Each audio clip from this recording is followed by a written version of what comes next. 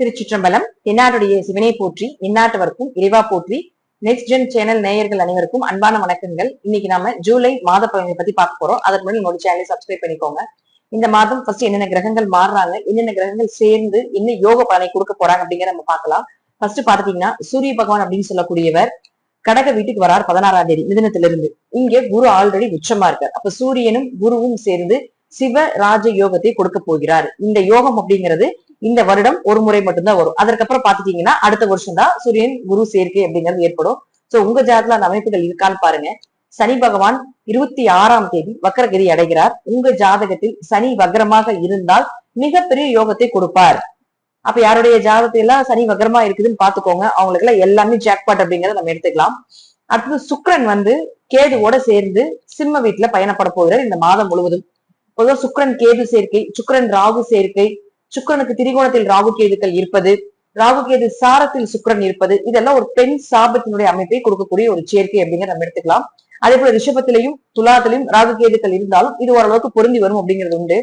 இது இந்த சுக்கிரன் கேது சேர்க்கை, இந்த பெண் சாப அமைப்பா நம்ம சொல்றது ஒரு யோகத்தையும் கொடுக்கும், அதே போல ஒரு வகையான கெடுதலையும் செய்யும் அப்படிங்கிற அமைப்புகளும் உண்டு. இந்த சேர்க்கை உங்களுக்கோ அல்லது உங்க குழந்தைகளுக்கோ அல்லது உங்க குடும்பத்துல யாருக்காவது இருக்கான்னு பாருங்க. அப்படி இருந்தால் இந்த ஒரு மாத காலகட்டங்கள் மட்டும் கொஞ்சம் கவனமாக இது செயல்பட வேண்டும் அப்படிங்கிறதா உண்மை. இந்த சேர்க்கை மூலமாக யோகத்தையும் தரக்கூடிய அமைப்பும் உண்டு. நாம இப்ப வரக்கூடிய இந்த பதிவுல யாருக்கெல்லாம் இந்த கிரக சேர்க்கைகள் எல்லாம் யோகத்தையும், யாருக்கெல்லாம் ஏதாவது ஒரு பாதகத்தையும் கொடுக்க போகுது அப்படிங்கிறத நாம முழுமையாக பார்க்கலாம். மகர ராசிக்குண்டான இந்த மாதம் எப்படி இருக்கும் அப்படிங்கிறத பார்க்கலாம். மகர ராசியை பொறுத்த வரைக்கும் பாத்தீங்கன்னா எல்லாருக்கும் ஓடி ஓடி உழைக்கக்கூடிய ராசி. உழைத்ததுக்கு ஒரு நல்ல பலனே இல்லை. நான் இவங்களுக்காக இவ்வளவு கஷ்டப்பட்டேன், இவங்களுக்காக இவ்வளவு வேலை செஞ்சேன், இது எல்லாமே சொல்லுவாங்க. பட் இப்ப ஏழரை சனி முடிஞ்சு நல்ல பாதை, நல்ல வெளிச்சம், நல்ல வாழ்க்கை, நல்ல எதிர்காலத்தை நோக்கி இந்த மகரம் புறப்பட்டு கொண்டிருக்கிறது அப்படிங்கிறதா உண்மை. ஒருவேளை அப்படி இல்லை அப்படின்னா உங்க ஜாதகம் கொஞ்சம் அனலைஸ் பண்ணிக்கோங்க, கொஞ்சம் வழிபாடுகள் ஏதாவது தசாப்தி போல பண்ணிக்கோங்க. மற்றபடி பாத்தீங்கன்னா மகரத்துக்கு அருமையா இருக்கு, குரு பார்வையோட நிக்குது. அப்ப ராசி அதிபதியும் 2ஆம் அதிபதியான சனி பகவான் 3ஆம் வீட்டுல இருக்கிறதுனால புதிய மாற்றம், புதிய வளர்ச்சி, புதிய பாதையை நோக்கி புறப்பட போறீங்கன்னு அர்த்தம். புதிய வளர்ச்சி. ஏன்னா உங்களுக்கு 12ஆம் அதிபதி குரு உச்சமாகிறதுனால வெளிநாடு வெளியூர் பயணத்துல வேலை கன்ஃபார்ம். சோ மகர ராசி டிக்கெட்ல கன்ஃபார்ம் ஆயிடுச்சு, தாராளமா கிளம்பலாம். சோ கொஞ்சம் உங்க ஜாதகத்தை அனலைஸ் பண்ணிக்கோங்க. அது மட்டும் இல்லாம உங்களுக்கு வெளிநாடு போகக்கூடிய ஜாதகமான்னு பாருங்க, அல்லது வெளியூர் போகக்கூடிய ஜாதகமான்னு பாருங்க. அப்படியே இல்லைனாலும் உங்களுக்கு நீங்க எங்க இருக்கீங்களோ அந்த இடத்துல உங்களுக்கு தடைப்பட்ட விஷயங்கள் எல்லாமே சூப்பரா நடக்க போகுதுன்னு அர்த்தம். இதுதான் உண்மை. சோ உங்க உடம்ப நல்லா கவனமா பாத்துக்க போறீங்க. உடம்புக்கு தேவையான விஷயங்கள் எல்லாமே செய்ய போறீங்க. முயற்சிகள் எல்லாமே கை கூடி வரப்போகுது. நீங்க பட்ட கஷ்டத்துக்கு, பட்ட துன்பத்துக்கு, பட்ட வேதனைக்கெல்லாம் நல்ல ஒரு வெளிச்சமான ஒரு மாதம். கண்டிப்பாக நிவர்த்தி அப்படிங்கிறது உண்டு. அடுத்து பாருங்க 4ஆம் அதிபதி செவ்வாய், அவர் 11ஆம் அதிபதி 5ஆம் வீட்டுல இருக்கும்போது உடம்பு ஆரோக்கியம் சூப்பரா இருக்கும். ஃபர்ஸ்ட் அதானே சொல்லணும். ஒரு மனிதனுக்கு பணம், உடம்பு இதெல்லாம் ரொம்ப முக்கியம் இல்லையா? ஆரோக்கியம் தானே மிகப்பெரிய செல்வம். அப்போ 7 நிறைய ஆரோக்கிய குறைபாடுகள் ஏற்பட்டிருக்கும். இப்போ அதெல்லாம் சரியாக போகுது. அப்ப 4 கூட 5 இருக்கும்போது குலதெய்வத்தினுடைய அனுகிரகம் நிறைய இருக்கும். வீடு, மனை, சொத்துக்கள், வண்டி, வாகன யோகங்கள் பெறுவதற்குண்டான ஒரு வாய்ப்புகள், இதெல்லாம் ஏற்படுத்தி கொடுப்பதற்குண்டான அதிக வாய்ப்புகளும் உண்டு. சோ நிம்மதியா இருக்க போறீங்க, நிம்மதியான தூக்கம், நிறைய பயணங்கள் பண்ண போறீங்க, சிறுதூர பயணங்கள் அதிகமா பண்றதுக்கு வாய்ப்புகள் கிடைக்கும். மனசுல இருந்து இந்த பாரங்கள் எல்லாமே மகர ராசிக்கு விலக போகுது. தெளிவான முடிவு எடுக்க போறீங்க, தெளிவான சிந்தனைகளோட செயல்பட போறீங்க. எது நடந்தாலும் நன்மைக்கு அப்படிங்கிற அமைப்புகளை ஏற்படுத்தி கொடுக்கக்கூடிய ஒரு காலகட்டங்கள் அப்படிங்கிறது உண்டு. லாபம் பெருக போகுதுங்க. ஏன்னா 11ஆம் இடத்துல செவ்வாய் பார்க்குது, தன்னுடைய சொந்த வீட்டை செவ்வாய் பார்க்குது. லாபங்கள் பெருக போகுது. பெரும் ஆசைகள், கனவுகள், நீங்க கண்ட விஷயங்கள் எல்லாமே நிஜமாக போகுது. உங்களுடைய கனவுகள் எல்லாமே நிஜமாக போகுது. ஆசைகள் எல்லாமே நிறைவேற போகுது. நம்பிக்கையா இருக்கலாம். 5 செவ்வாய் இருந்தால் ஒரு ஆண் தெய்வத்தினுடைய துணை எப்பொழுதுமே இருக்கும். முருகனுடைய துணை எப்பொழுதுமே இருக்கும். மகர ராசிக்காரங்க முருகனை கும்பிட்டீங்கன்னா இப்போ உங்க கூட அது எல்லா விஷயத்துக்கும் வழி நடத்தி கொடுக்கும் அப்படிங்கறதா உண்மை. வாழ்க்கையில மிகப்பெரிய உச்சத்துக்கும் உயரத்துக்கும் கொண்டு போகக்கூடிய ஒரு காலகட்டங்கள் மகர ராசிக்கு மிக மிக மிக மிக நெருக்கத்தில் உள்ளது. வாழ்க்கையில இந்த போராட்டங்கள் எல்லாமே விலக போகுது. உங்களுடைய வெளிச்சத்தையும் உங்களுடைய எதிர்காலத்தையும் நோக்கி பயணம் இப்பொழுது தொடங்க போகுது அப்படிங்கறதா உண்மை. ஏன்னா சுக்கிரன் அடுத்தது. சுக்கிரன் யார்? உங்க ராசிக்கு 5, 10 குடையவர். 8ஆம் வீட்டுல இருக்கு. அது மட்டும் கொஞ்சம் கவனமா பாத்துக்கோங்க. 5னா குழந்தை, 10னா தொழில், இதுதான் ரொம்ப முக்கியம். அப்ப அவனுடைய வருமானம் இது போய் கேதுவோட நிக்குது. சோ நம்ம முதல்லயே சொல்லியிருக்கிறப்போ சுக்கிரன் கேது, சுக்கிரன் ராகு, இதெல்லாம் சேர்க்கைகள் இருக்குதான்னு உங்க ஜாதகத்தை ஃபர்ஸ்ட் அனலைஸ் பண்ணுங்க. நீங்களே பார்க்கலாம். நான் சொன்ன இன்ட்ரால கொடுத்திருக்கிறது வந்து உங்களுக்கு நல்லா புரியும்னு நினைக்கிறேன்.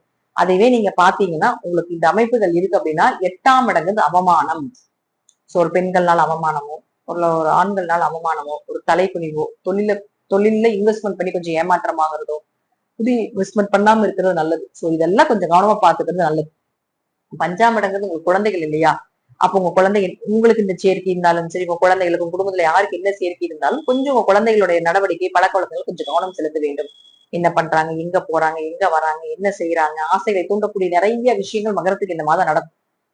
அது சிறு குழந்தைகளாக இருந்தாலும் சரி, டீனேஜ் பருவத்துல இருந்தாலும் சரி, 40 வயதிற்கு மேல இருந்தாலும் சரி, மனசு கொஞ்சம் அலைபாய விடும். சோ இதுல கொஞ்சம் கவனமாக இருந்து கொண்டால் மகர ராசி இந்த மாசத்தை ஜெயிச்சிடலாம். ஏன்னா சனி பாக்குது.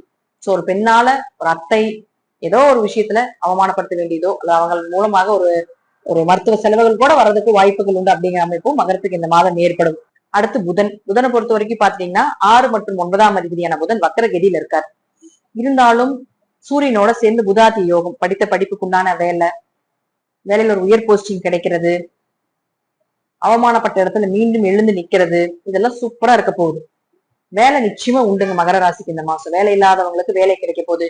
வேலை செஞ்சுட்டு இருக்கீங்களா, சூரியனா வளர்ச்சி, ஒரு உயர் போஸ்டிங் கொடுக்கக்கூடியவர் அடுத்த கட்டத்துக்கு உண்டான பாதையை நோக்கி போக போறீங்க. அடுத்தது என்ன செய்ய போறீங்க அப்படின்னு யோசிச்சுட்டே இருக்கக்கூடிய மகர ராசிக்கு வேலை ரெடியா இருக்குது வாப்பா அப்படின்னு கூப்பிட போறாங்க இப்ப. சோ நீங்க வந்து நிறைய பக்கம் நான் அப்ளிகேஷன் போட்டிருக்கேன், நிறைய பக்கம் வந்து நான் இது பண்ணிருக்கேன், நான் எனக்கு எதுவுமே ரிசல்ட் வரல அப்படின்னு நினைச்சிட்டு இருந்தாலும் கூட கண்டிப்பாக ரிசல்ட் கண்டிப்பா உண்டு இந்த மாசம். கண்டிப்பா உங்களுக்கு அப்ளிகேஷன் ஓகே ஆகி, இன்டர்வியூ ஓகே ஆகி உங்களுக்கு கூப்பிடுவாங்க. அவர் 9ஆம் அதிபதியாக இருக்காங்க. அப்பா கூட சேர்ந்து தொழில் பண்றதுக்கு உண்டான வாய்ப்புகளும் உண்டு. உயர்கல்வி படிக்கிறதுக்கான வாய்ப்புகளும் உண்டு. உயர்கல்வி படிச்சுட்டு வேலை இல்லாதவர்களும் நல்ல வேலை கிடைக்கிறதுக்கான வாய்ப்புகள் உண்டு.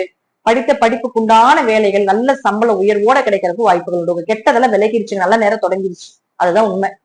இது சுத்தி சுத்தி எப்படி சொன்னாலும் அதுதான் உண்மை. பட் இந்த சுக்கிரன் கேது சேர்க்கையால மட்டும் கொஞ்சம் கவனமாக இருந்து கொள்வது என்பது நல்லது.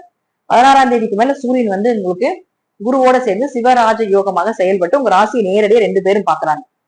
அப்ப குரு சூரியன் 2 பேரும் பார்க்கும் பொழுது இருள் விலகி வெளிச்சு வரப்போகுதுன்னு அர்த்தம். மறைமுக பணம் கொடுத்த பணம் எல்லாம் திரும்பி வரப்போகுதுன்னு அர்த்தம். ஷேர் மார்க்கெட் யோகம் வரப்போகுதுன்னு அர்த்தம். போட்ட இழந்த பணம் எல்லாம் மீண்டும் திரும்பி எடுக்க போறீங்கன்னு அர்த்தம். ஷேர் மார்க்கெட், MLM, சீட்டு இது போல தொழில் இருக்கக்கூடியவர்களெல்லாம் ஒரு நல்ல லாபத்தை கொடுக்கக்கூடிய அமைப்புகளும் இந்த மாதத்துல இருந்து மகர ராசிக்கு தொடங்க போகுது. தைரியமாக இருக்கலாம். மகர ராசி எப்படி ஜெயிக்கக்கூடிய காலகட்டங்கள், வளர்ச்சிக்குண்டான காலகட்டங்கள் எப்படி வேணா நீங்க எடுத்துக்கலாம். சரி, இந்த சுக்கிரன் கேதுனால ஏதாவது பாதிப்புகள் வருமா? கண்டிப்பா வரும். காவல் தெய்வ வழிபாடுகள், பெண் தெய்வ வழிபாடுகள், அது பெண் தெய்வத்தில் உக்கரமாக இருக்கக்கூடிய துர்க்கை, காளி போன்ற தெய்வ வழிபாடுகள் செய்வது நல்லது. மீண்டும் மீண்டும் ஒரு கார் வாங்குற யோகம், வண்டி வாகனங்கள் வாங்குற யோகம் எல்லாம் ஏற்பட போகுது. நம்பிக்கையாக இருக்கலாம். புதிய வண்டி வாகனங்கள் வாங்குறதுக்கு அமைப்புகளும் உண்டு. இந்த தெய்வ வழிபாடுகள் தொடர்ந்து பண்ணும்போது உங்களுக்கு கெட்ட பெயர், அவமானங்கள், பழி பாவங்கள் இதெல்லாம் விலகிறதுக்கு உண்டான வாய்ப்புகளை நிச்சயமாக இந்த கிரகங்கள் ஏற்படுத்தி கொடுக்கும். தெய்வங்களும் உங்க கூட இருந்து துணை இருக்குது. ஏன்னா எப்பவுமே ராசியை குரு பார்த்துச்சுன்னா நமக்கு டைரக்டா எதுவுமே எஃபெக்ட் ஆகாது. நம்ம கூட இருக்கவங்களுக்கு அது நடக்கும். சரி, அது குழந்தைகளுக்கு நடக்கலாம், குடும்பத்துல யாருக்காவது நடக்கலாம் இல்லையா? அதனால நீங்க இந்த வழிபாடுகளும் செய்யும் போது உங்களுக்கும் நன்மைகள், அவங்களுக்கும் நன்மைகள் அதிகமாக நடக்கும். வேலையில இருந்த சங்கடங்கள், வேலையாட்கள் மூலமாக இருந்த சங்கடங்கள், மன திருப்திகள் இதெல்லாம் விலக போகுது. மனசு ரொம்ப திருப்தியா இருக்க போறீங்க. ஓகே, அதாவது ஒரு கட்டாயப்படுத்தி ஒரு முடிவு எடுத்தாலும் அந்த முடிவு உங்களுக்கு சிறப்பா இருக்கும் அப்படிங்கிற அமைப்புகளும் இந்த மாதம் உண்டு. இந்த வழிபாடுகள் தொடர்ந்து பண்ணும் பொழுது தேவையில்லாத கெட்ட பேர், அவமானங்களை விலகிறதுக்குண்டான அதிக வாய்ப்புகள் மகர ராசிக்கு உண்டு. இதெல்லாம் உங்க ஜாதக ரீதியம், தசாபுத்திகள் ரீதியம் சொல்லக்கூடிய கருத்துக்கள் சிறிது மாறுபடலாம். நன்றி. மீண்டும் ஒரு நல்ல பதிவுல சந்திக்கலாம். திருச்சிற்றம்பலம், தில்லையம்பலம், ஸ்ரீ நரசிம்ம சரணம்.